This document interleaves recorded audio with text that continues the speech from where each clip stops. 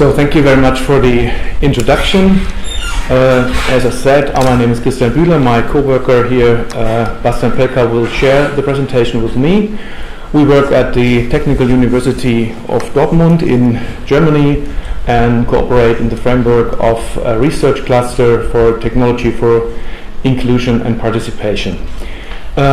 We will today talk about the empowerment by digital media of people with disabilities from a different perspective, and we are not going into subtitling and audio description in this talk.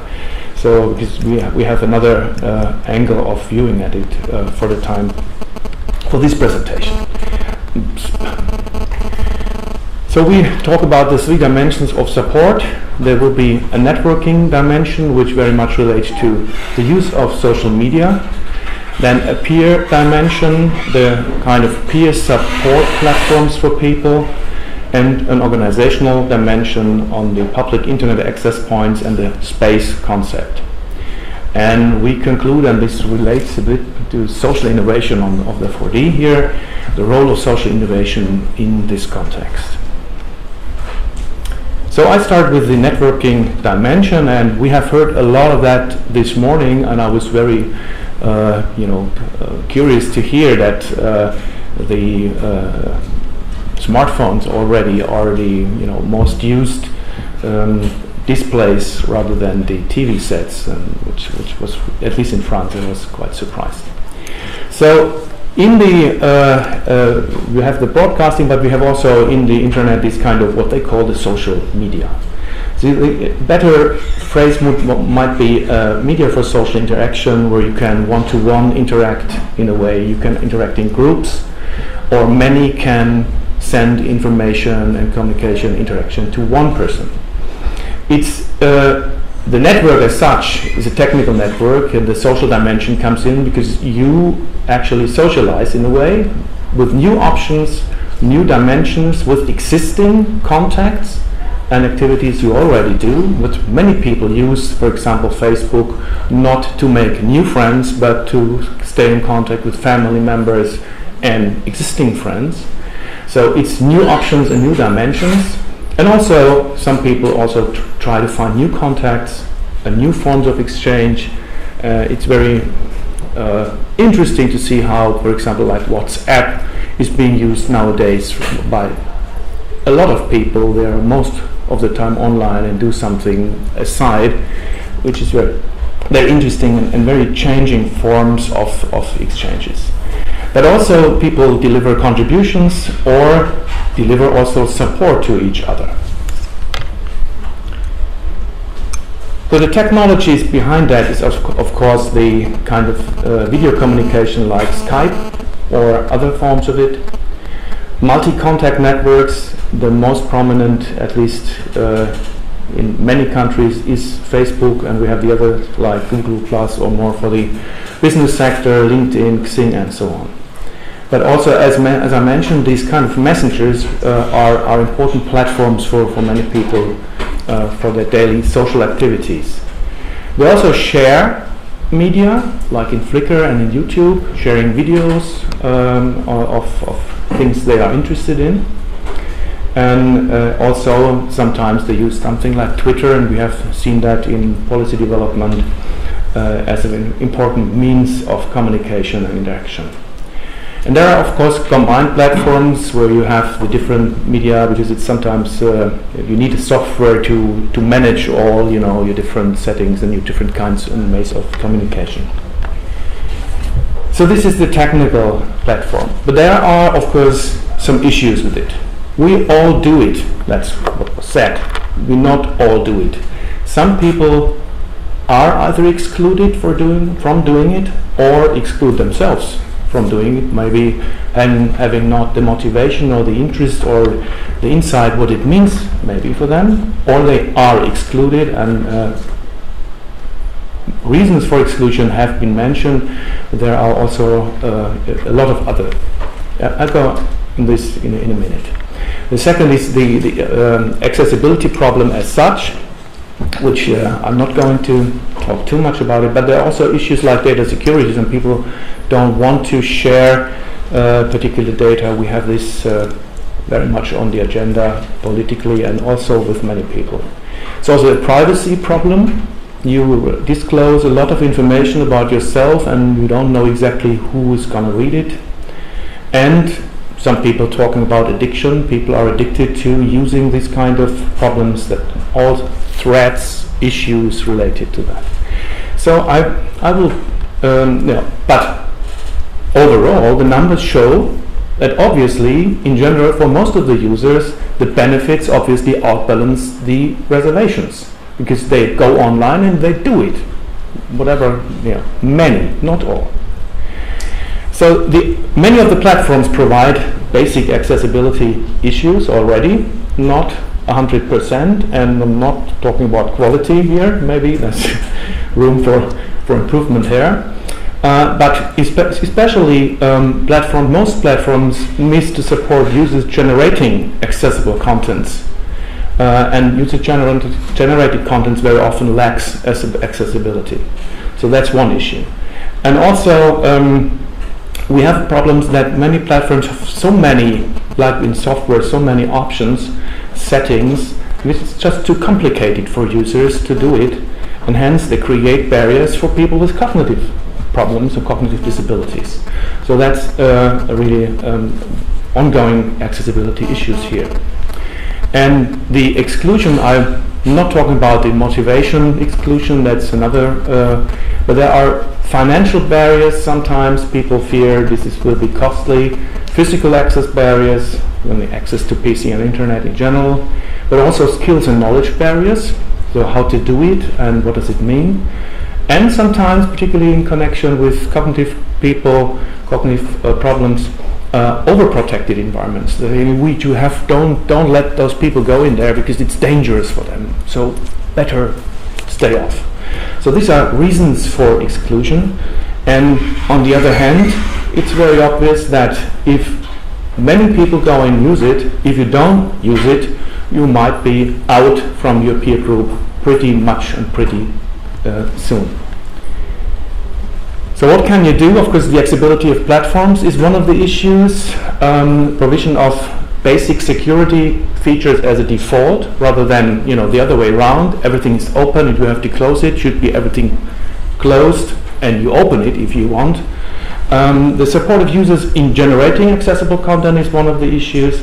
And then, of course, the creation, that's more technical on the side of the people who deliver it. And there are also, I have to look at the watch. Okay, I have to spoon on. Provision of internet access points, having creative environments, no overprotection, skills development and assistance. So we created with our group a small tool for the explaining how people with cognitive problems, but also others, how to use Facebook. It's in simple language. It has a lot of screenshots. It has screenshot videos, and I'm not going to show it because of the time now. This is the idea: is that people should be empowered either by using this tool or maybe in a workshop together with other people to learn how to use this safely and to their benefit and to their interest. So I'm skipping the video here.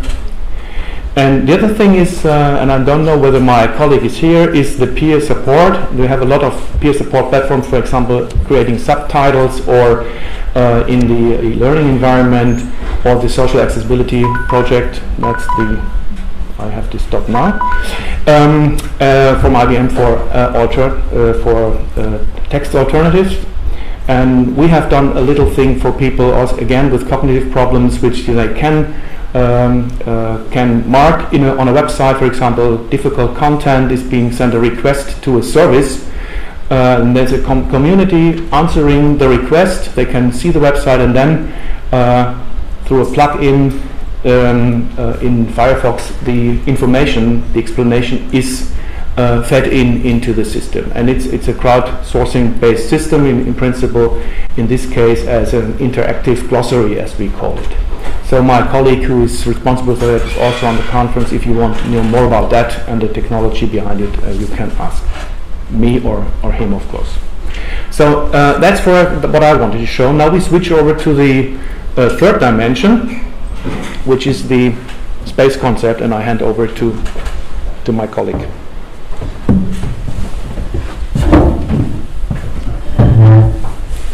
Okay, thank you very much, Christian. I have 7 minutes left if I trust my watch. But for those of you who have been watching television yesterday evening, you know that within 7 minutes it's enough time to get Brazil out of the World Championship. Any Brazil supporters in this room? No, okay. So very welcome to the third dimension of our little paper.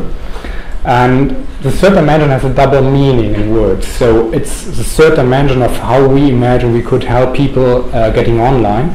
And it has a double meaning because I will speak about the brick and mortar dimension of e-inclusion policy. So how can brick and mortar buildings or organizations support e-inclusion? We call this dimension the organizational dimension, or the space concept. And to understand why we need this dimension, you just have to think about whom we are speaking about. A lot of those people who have disabilities are not online at all. For example, in Germany, we see that 25% of all Germans are not online and have never been. So that's 16 million people in Germany within a very well-equipped country. So the starting point for my third dimension is the question, how do we bring people who are not online up to now online? So it's a question that even before accessibility and the dimension that lies even beneath the dimension of peer support or social media. So what I'm going to present to you is the concept of a public internet access point. We call it PIC. In some countries it's called Telecenter, Telehut, Internet Cafe. So what describes these kind of organizations is that they offer public and free room for ICT access and support. There has been a study issued by the European Foundation of Telecenters, which came to the conclusion that within the EU 27, around 250,000 of those places exist. But are not necessarily dedicated places where you can just access the internet, but these are places where people, disadvantaged people are, for example, senior residences, cultural clubs, culture centers, that run beneath their other activities an ICT equipment room. Within these rooms we have counted between 250 and 370,000 people that are dedicated to supporting e-inclusion for disadvantaged people. We're calling them e-facilitators. These organizations are either senior residences, but we have seen libraries on a big move within the e-inclusion field recently. For example, schools sometimes addressing e-inclusion for disadvantaged or disabled people too. The offers that these organizations are offering differ very much, from just pure ICT access, a free computer, to courses that they support at the same time, or individual support, training, up to institutions, telecenters that we've seen that are doing empowerment and special dedicated target groups. Speaking about target groups, the target groups of these 250,000 organizations that we have observed in the EU are predominantly senior residences and people out of the labor market.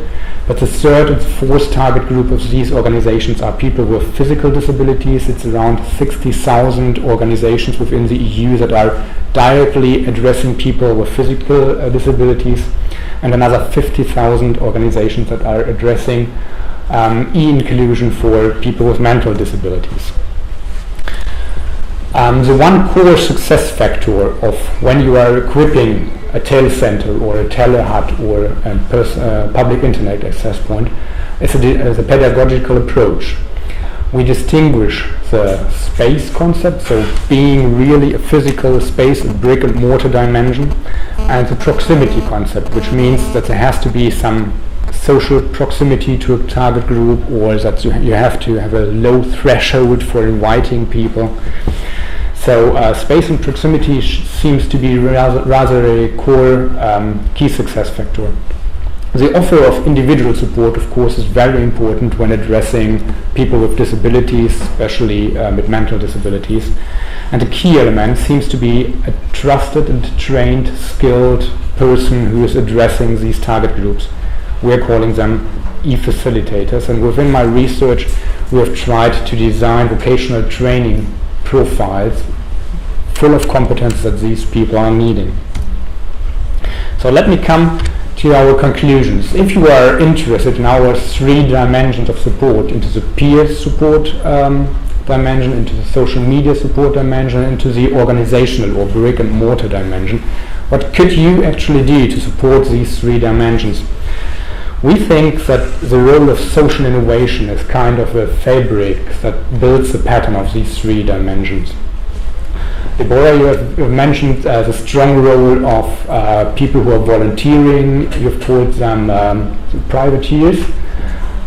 Amateurs, yeah. I speak about professional amateurs, and what they're doing is to be socially innovative. Social innovations for me are new social practices that are aiming at better providing solutions for societal challenges. And here are just 8 very rough ideas of how to support social innovation for inclusion. The first one is it's a micro layer. This is exactly, I think, what you mean by amateurs. The social entrepreneur is very important for the success of a social innovation. Nevertheless, if the social innovator is very important, we can also say that social innovations rather occur in a stream of small innovations than by only a single person. So this goes to the direction of centers where a lot of social entrepreneurs are working together, clusters, for example. We also can say that the preparedness of society and the willingness to co-construct social innovations is a crucial element in the success of inclusion by social innovation. In plain words, the willingness of society to accept inclusion policy is a soil where you can fertilize your policy. Imitating social practices seems to be the heart chamber of social innovation.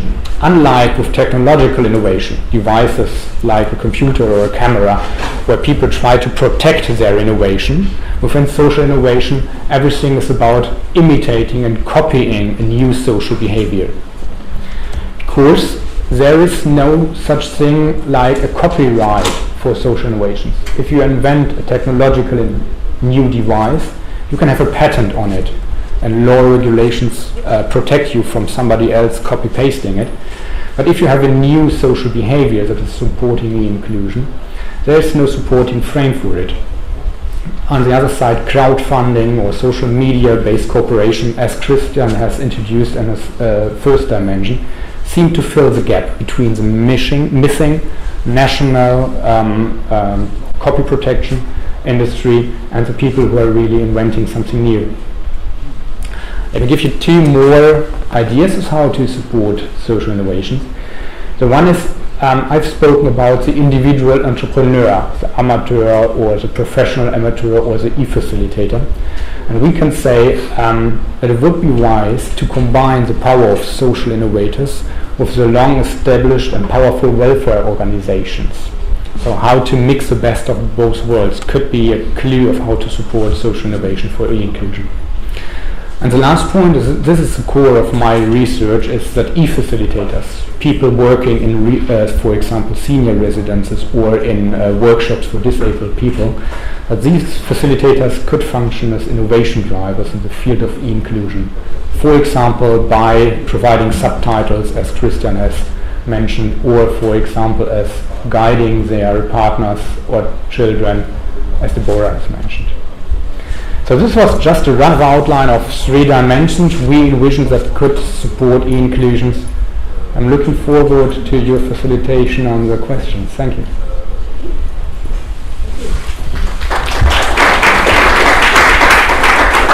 Okay, wonderful. Do you have any questions? Should be. This is a really hot topic. Yeah. Okay. Social innovation is a very hot topic everywhere, and having e-inclusion as part of it is really important. Does anybody here have a social innovation component to either their organization or their university? Yeah. Right. Okay. So do we. I just have. She has a question. Okay.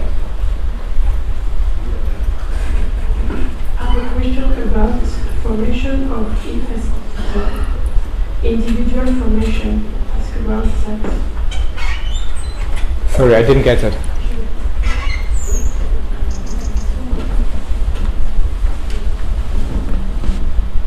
So I believe she's asking what kind of information is given to how do you train? How you train? Yes, formation.